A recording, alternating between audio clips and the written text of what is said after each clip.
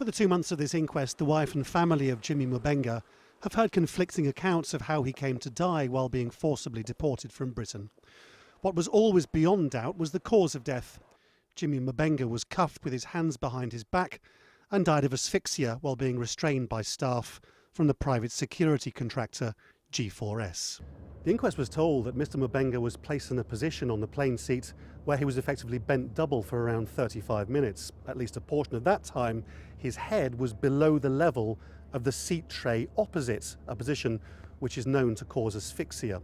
A passenger on the plane said that he'd heard Mr Mubenga cry for help some 50 times, and yet the security guard who was restraining Mr Mubenga said he hadn't heard that. Indeed, he said that Mr Mubenga had placed himself in that position. The security guard also told the inquest that he'd been given only minimal training by G4S in how to restrain people in small spaces.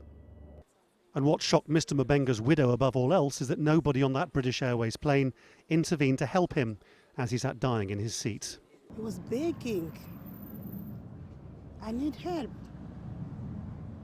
A lot of people heard that, but they didn't do anything, including the British Airways. I was shocked. Campaign groups including Amnesty have condemned a deportation system outsourced by governments and run by private contractors without, they say, proper oversight. G4S would deny it lacks professionalism, but campaigners are unconvinced. A successful deportation essentially made money for the firm and made money for the individual officers. So the incentive was to get a successful deportation by any means necessary. And I think it raises real concerns about the inhumanity of the whole deportation system and the fact that it is completely unaccountable. There have been other claims of racism among private security staff, deportees being pushed down the stairs or squashed until they can't breathe, all of it outside the gaze of governmental scrutiny.